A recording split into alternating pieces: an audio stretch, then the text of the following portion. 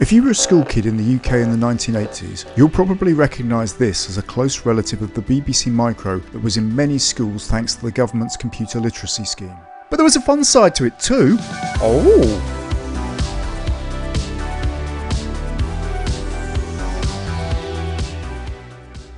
I had one at home, and that's why this brings back happy memories of teenage years that I could have wasted getting drunk or chasing girls.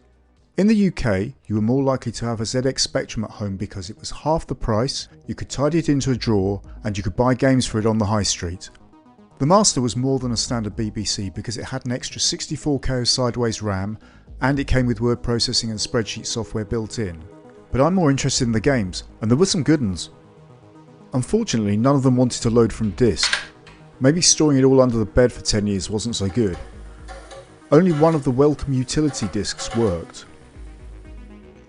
As I was cleaning the disk drive up, I realised that I'd seen this problem before. The computer was using ADFS, but I think it should be using the 1770 DFS. Oh. As all the config seems to be reset, it's worth a try.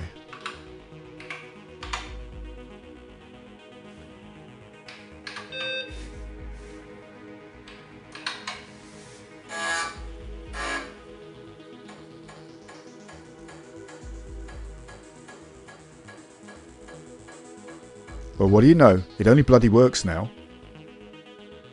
Even so, I wanted to be able to read SD cards, so I got this reader from The Future Was 8-bit.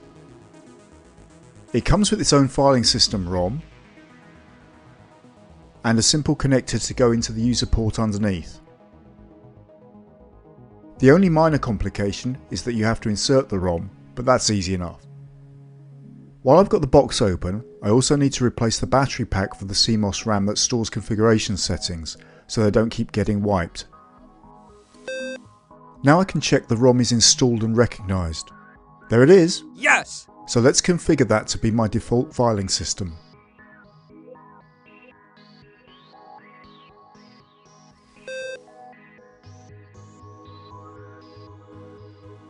The "this is not a language" message is annoying, so let's also configure BASIC to be the default language.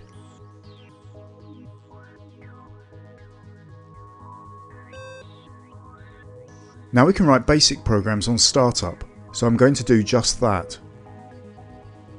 This should use Teletext Mode 7 to show some colourful text over and over again. Isn't that jolly? Now I'll quickly set up the rest of the system configuration. And when it boots, it now looks like a BBC Master should, starting in Teletext Mode with BASIC. I've mentioned Teletext Mode a couple of times. It's a display mode that's just 1K per page, with colourful text and simple graphics. In the UK from 1974 until 2012, teletext data was transmitted alongside TV programmes and provided news, weather, sports and other information on rolling pages the viewer could request.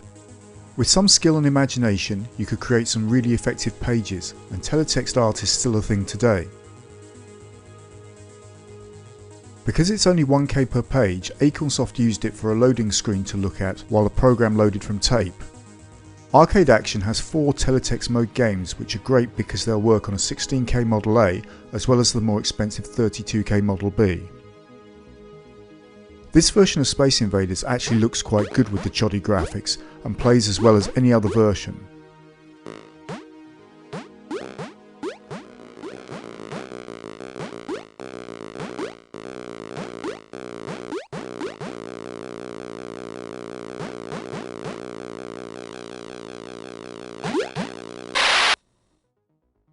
You can even get a teletext version of Elite.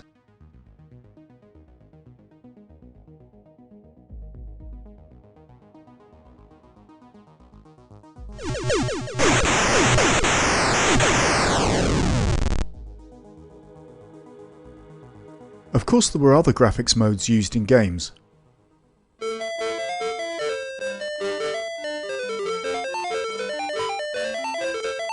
Acornsoft did a great line in arcade clones. Arcadians was the first one I ever owned, and some say it looks a little bit like Galaxian. And by a little bit, I mean pretty much identical.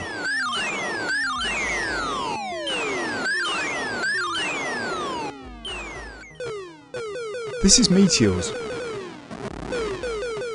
It has a passing resemblance to the arcade game Asteroids.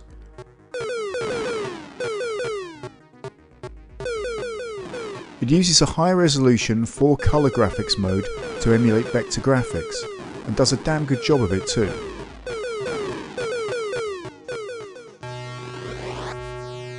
Planetoid is a fantastic side-scrolling shooter that has been likened to the arcade game Defender, because it's exactly the same. It uses hardware scrolling, where you move the start address of the screen memory and just paint the edges, so it's really fast.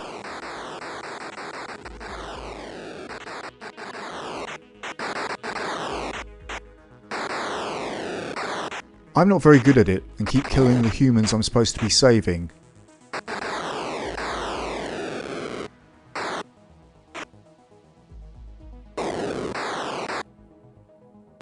Hey look, I saved one! Scramble, Rocket Raid, is another sideways scrolling shooter that is almost too fast to play.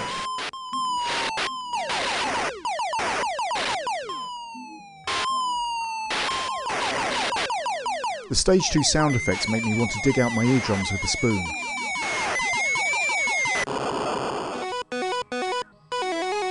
Rumour has it that the first version of Snapper was so close to Pac-Man that the developers were encouraged to change it a bit. So the main character looks like an unripe tomato, and the ghosts look like confused swamp people. But it's still very good.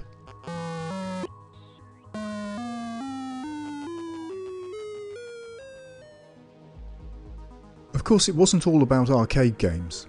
Superior Software sometimes wrote serious programs.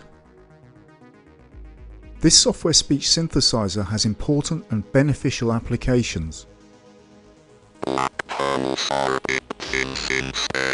But I was a teenage boy, so me and my friends found a different use for it.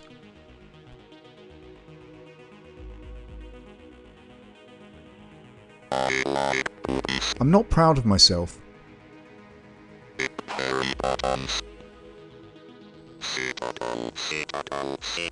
Citadel, Superior Software presents Citadel.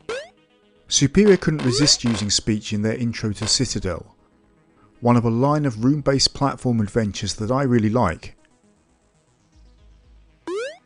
The graphics are simple but colourful, and you basically explore and solve puzzles.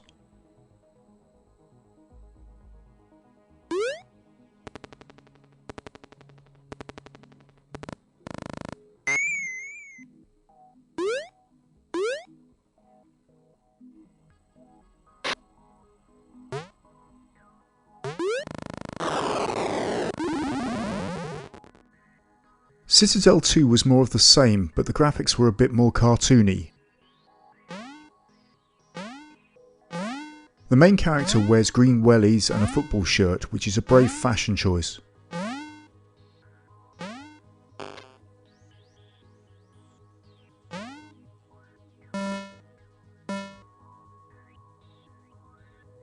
I like the ladder design, as it's just a bit more interesting than the standard. And some of the characters are even more trippy than Citadel 1. Palace of Magic feels like a crisper, leaner version, which I like.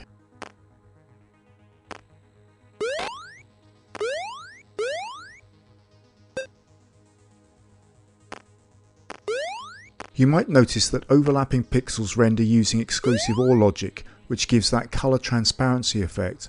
The same technique was used on the Citadel games.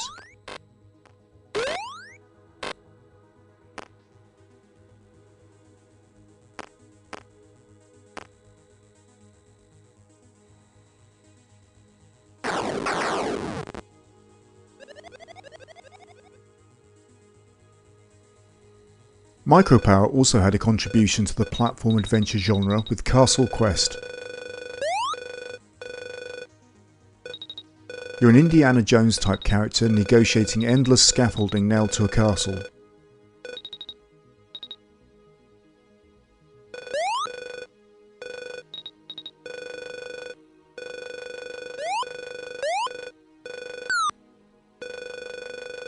It's all very fast and kind of reminds me of something else. Chuckie Egg.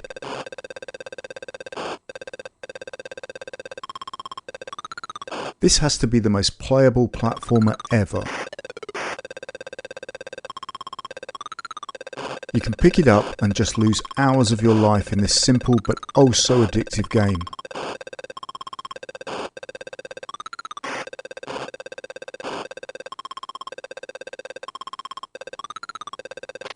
If Chuckie Egg is the most playable, then Frak has to be the most infuriating platformer ever. You play a character that looks like Ron Jeremy in a yellow leotard, trying to get to the end of platforms inhabited by furry monsters. Easy, Ron. It uses the high resolution 4-colour mode with a light background to great effect, but boy is it tricky.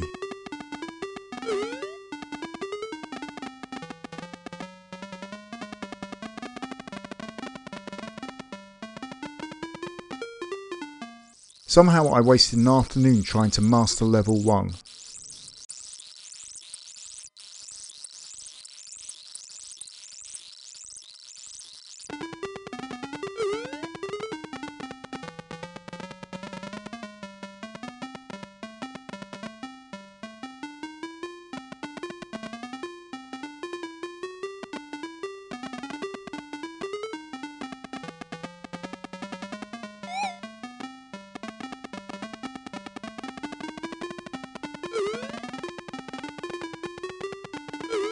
We've done it? What do you mean we? I did that. Now for something a bit more serious. Revs is a proper driving simulator. Undaunted by the graphics capabilities of the time, Acornsoft went to town on this. The manual describes a Formula 3 car and explains proper track driving techniques. I still have the original window stickers and a map of the old Silverstone track used in the game. Controlling a car from a keyboard is possible but requires some dedication. It's even got a racing program from the Acornsoft Open Day. Here's the 4-track expansion pack. When you start playing Revs, even getting past the first corner is an achievement. You really have to invest some time in this. Once you get the hang of it, you start to get an uncanny feel for the car. It really is good to play even today. Ride along with me, a driving god, as I demonstrate a lap of the track. Let's speed this up before you switch to videos of cats that look like celebrities.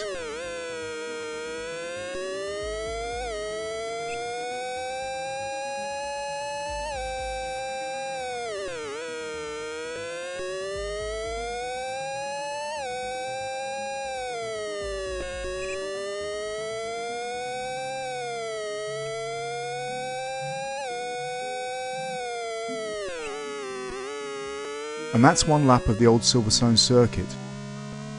I'm not quite brave enough to try a race yet. Now I want to look at games that had enhanced versions for the Master, and Elite is the daddy. I've got an original disc in the cardboard box with all the documents including the novella and a postcard you could send off to claim Elite status. The disc is in imperfect condition, but it works.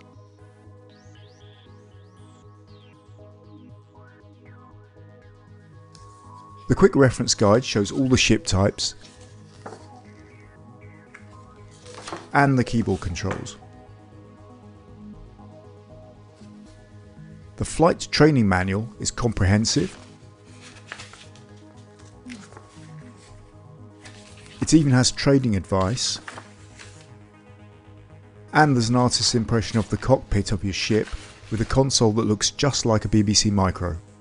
We can quickly compare the original BBC version at the top left with the enhanced version on the right. Straight away you can see the enhanced Master version is much more colourful. The main view has 4 colours, if you include black, not just monochrome like the original, and the control panel at the bottom uses 8 colours. If we launch, we can get some idea of the difference that makes in flight. The laser is red, the sight is yellow, the planet is greenish, it's a combination of yellow and blue.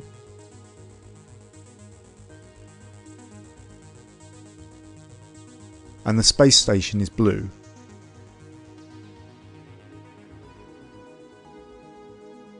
It even makes the charts a bit easier to read, as you can more easily distinguish the planets from the text and range indicator. Now let's head out of the safety zone to look for some trouble. Then we can see what combat looks like.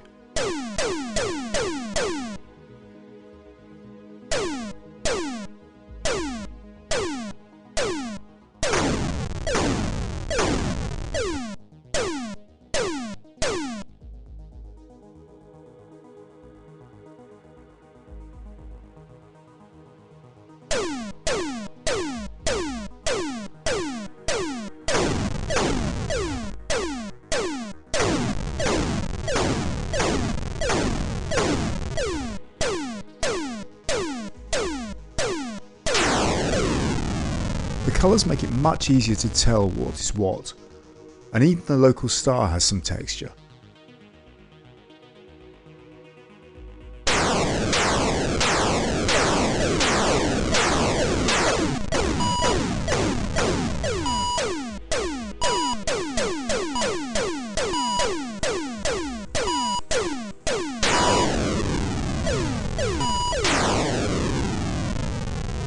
Now to Exile. This came in a newer, more resilient but less environmental plastic packaging, so it's lasted a bit better than Elite's cardboard box.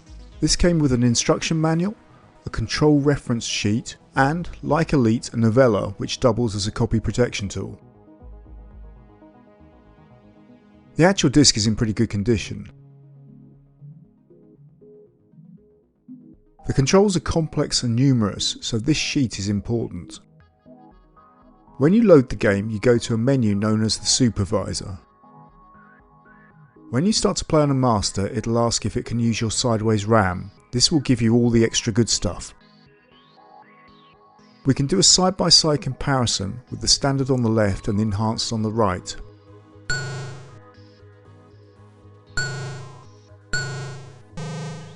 At first you don't see much difference except for more stars on the right. But as we exit the ship and go down to the planet's surface, the differences will become clear.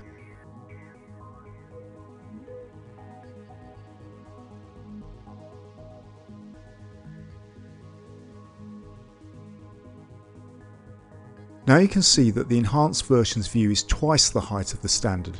That makes a big difference. Also, the enhanced version has a selection of pretty effective sampled sound effects.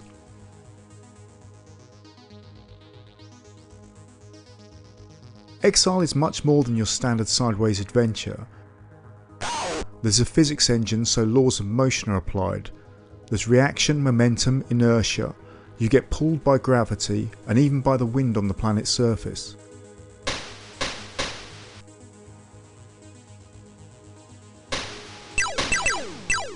Controlling the player can be tricky, and that's a big part of the game. There are a variety of characters to interact with and a huge map to explore.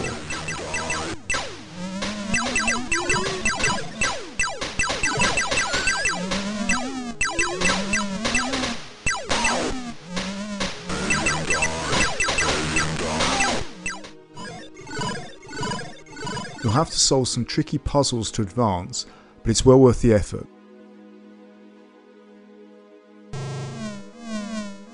The graphics are fantastic, and all in all it's a bit of a masterpiece. You see what I did there? Masterpiece? Funny, huh? So that's my BBC Master, rescued from 10 years under the bed and working again, and now with a new SD card reader. I hope you enjoyed the video. I had fun making it.